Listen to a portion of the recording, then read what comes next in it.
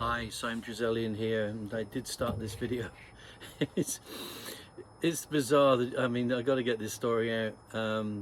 I started today, and I think one of the three-letter agencies was around with leaf blowers because they just would not get up at all. It was just time after time and time. Just as it finished and I started again, they would literally send another guy around with a leaf blower. And just now I started it again, and then Siri came on, which was listening to me, and then started giving me a whole bunch of grief. So anyway, so we're just going to persevere.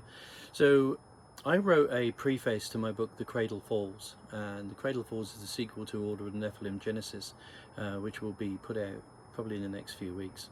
And in that I do talk about how the opposition view us, and they call us sheeple, for very good reason, because most of us act like sheep. And I'm getting a lot of comments in the comments section about people saying that they're having such a hard time with their loved ones who just don't believe them because they haven't woken up yet. And that's obviously going to be a thing. So we have to just give them credit and just let them be sheeple. But we're different animals, and it's important. So I'm going to read this. It is a story for entertainment purposes only, of course. And but it's just a story, and it's an analogy. Okay, it's an analogy of how life is. So if you would excuse me, I'm going to put my glasses on because I just need a little bit more light to see this. So anyway, so this is it. It's called We the Sheepdogs, all right? Okay, so people rarely like to think of themselves as sheep. Unfortunately, for the majority of the analogy rings true. Sheep are bred to fulfill a system of supply and demand. Everyone abounds at the joy of seeing young lambs in the fields. It traditionally heralds spring and the end of winter's discontent. The sheep, kept in loosely confined spaces, enjoy a reasonable amount of freedom to graze as they will. This, of course, keeps with the plan of the farmer, who has a longer-term plan for the sheep than that they know. The sheep are kept in check, medicated, and in so much as they maintain their worth and are happy to be moved together in the simple thought that they are safe.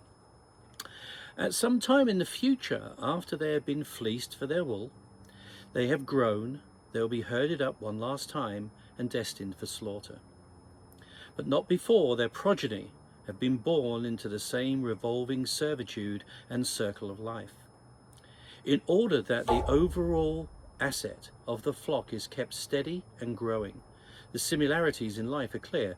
Born into a nation state, we become an asset of that state. Think you can move without the express permission of the owner? Try being a citizen of the world without a passport. Try driving on the roads without a license. Small children readily experience the love of others, but as people become older, they are more and more seen as an object of potential worth, something to be controlled and then owned, first by family and then by the state, kept in a controlled world of formalized and limited education and employment, shackled by easy debt and long-term mortgages. They work to survive. The taxman fleeces efforts at every opportunity, and the state manages life, medicating the masses to maintain value. Not enough that it puts a strain on the nation's profitability, of course, until the final roundup. Death becomes the final fleecing of available assets, so even those left behind continue the struggle of generations. Such is the life of sheeple. The sheep have always failed to realize that they don't really need the farmer to survive, but the farmer very much needs them to survive and feed his own family and manage his affairs. This fundamental lack of knowledge constitutes the power of the farmer and the weakness of the sheep. Sheep by nature become desirable to another group of predators, wolves. Now, these predators are different from the farmer, who is a passive predator, more an exploiter. Wolves are active predators and offer nothing to the sheep in the interim period between birth and death. Neither protection, nor shelter, nor food. Wolves have one thing in mind: the short-term and final destruction of the sheep's life for food. Wolves are built naturally for predatory success, possessing the wit, intelligence, and cunning and strength required to fulfill their mission. Physically equipped with the tools of death and the speed and agility, they outperform any prey that tries to offset the inevitable. while lacking in numbers compared to the flock. The characters and performance of the wolf makes even their implied presence to the flock a thing to be feared. The farmer understands the reality of wolves and their threat to the flock. He also understands that the only reason that the wolves are there are because of his willingness to keep sheep in the manner that he does. The farmer does not possess the skill to kill the wolves, and indeed the presence of the wolves in some way acts as another controlling mechanism, as the sheep will be reluctant to stray while wolves abound. In this way, the farmer factors in losing a few sheep to maintain his lifestyle, as it being part and parcel of the life of a farmer. So now we come to the sheepdogs. The farmer engages a sheepdog to do what he cannot. The sheep immediately fear the sheepdog, as the sheepdog looks, likes, and acts just like the predatory wolf. The sheepdog exhibits cunning, agility, and intelligence. Indeed, the sheepdog also has the physical predator's tools and performance. The sheep at once fear the sheepdog. However, part of them knows that without him, the wolves would cut short the circle of life destined for them. So what separates the wolves from the sheepdogs, which of course share a genetic makeup? Sheepdogs eat lamb when it's offered to them, and in reality have more in common with the wolves than their prey, that they would often give their lives to protect. Sheepdogs have a longer term purpose than the base need to feed. They understand that the reward system of good service will supply their needs physically and emotionally for the foreseeable future. In truth, they have disdain for the sheep and little compassion and respect, but they understand their limitations. The wolves fear the sheepdogs, as they cannot understand why one of their cousins would be loyally siding with their prey.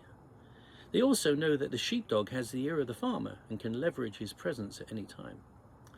Sheepdogs are treated with fear during times of peace, and their true value only arises in times of crisis.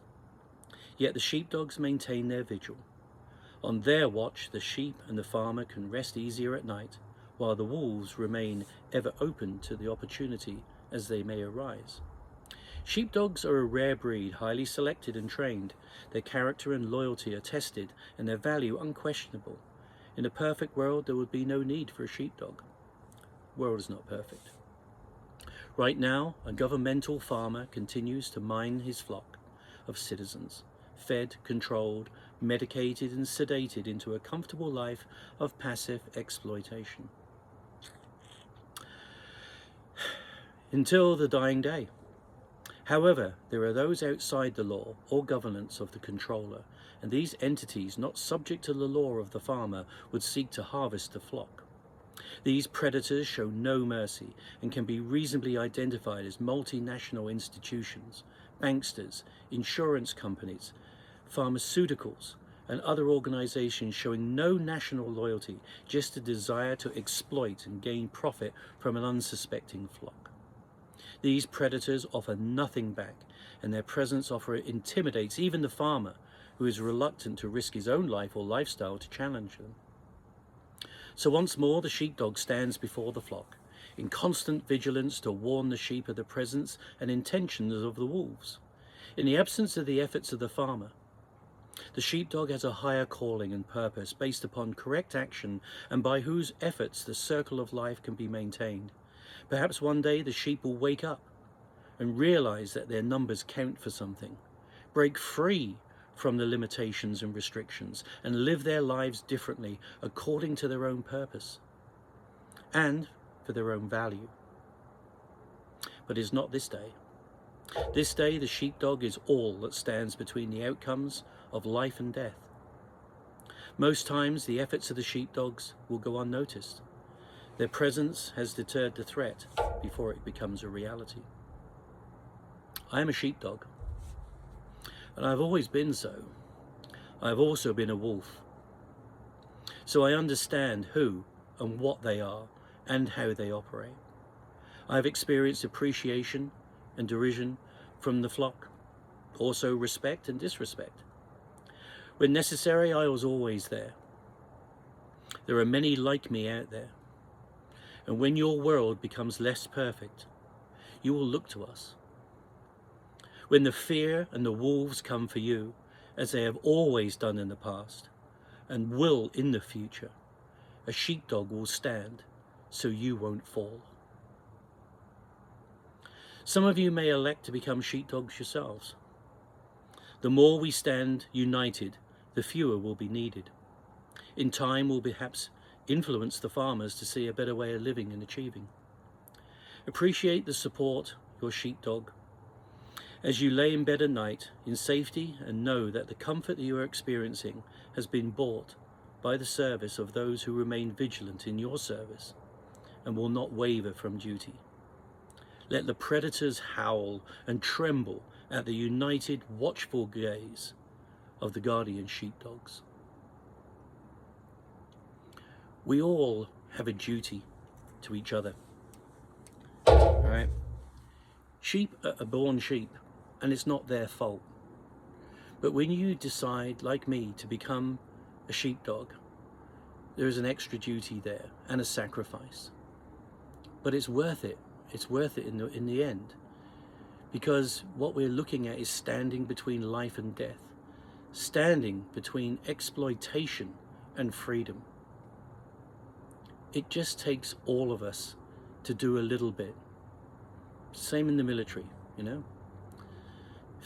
All gave some gave all. What are you prepared to do for the freedom of others? Question for today. So this is Simon Treselyan. Please like, share if you feel it's of value, and just hope, and just know that there are people like you and me that will be standing before the sheep against the wolves. We know who they are. This is Simon Treselyan, the voice of reason. Have a good night. Out to you.